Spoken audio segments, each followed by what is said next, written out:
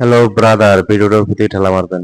ঠেলা মারলে আপনার ফায়দা হবে, আপনার লাভ হবে। যেরকম আমার এঙ্গেজমেন্ট তৈরি করছি, অনেক কষ্ট হয়েছে বুঝেন।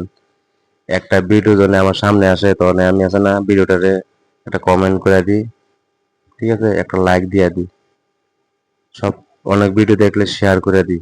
করোনাকে জানি আমার এঙ্গেজমেন্ট বাড়ানোর জন্য। এঙ্গেজমেন্ট বাড়াইলে ভিডিও পরে যাওয়ার আশঙ্কাটা বেশি, ঠিক আছে। তাহলে এঙ্গেজমেন্টটাকে ঠিক রাখা লাগবে। দেখেন আমার ভিডিওর ভিতরে কত এঙ্গেজমেন্ট আছে, ঠিক আছে। ওই দিন আর পেজটা দিয়ে রাখছি, আমার পেজে দিয়ে রাখছি, আপনি দেখুন। আপনার আমি যদি সাথে যদি কই থাকি অনেকে ভিডিও ভিতরে অনেক বাট করে আলাপ সালাপ করে, কিন্তু সেরকম আমি কোনো বাট করে আলাপ সালাপ করতেছি না। আমি কইতে যে একদম ডাইরেক্ট প্রুফ দিয়ে সেটা আমি কইতেছি, প্রুফ দিয়ে সেটা কইতেছি।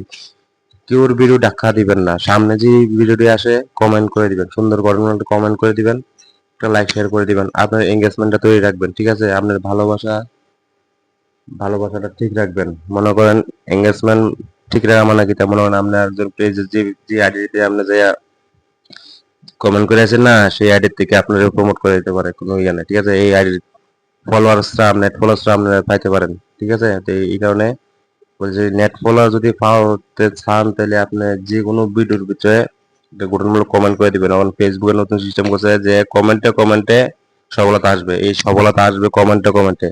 এই সফলতা নিজের কাছে। আপনি যদি অনেক পিছিয়ে দেখেন তাহলে হবে না। সফলতা পাইতে হইলে কমেন্ট করবেন। সবার ভিডিওতে কম বেশ কমেন্ট করে দেওয়া যাবেন, লাইক করে দেওয়া যাবেন, তাহলে আপনার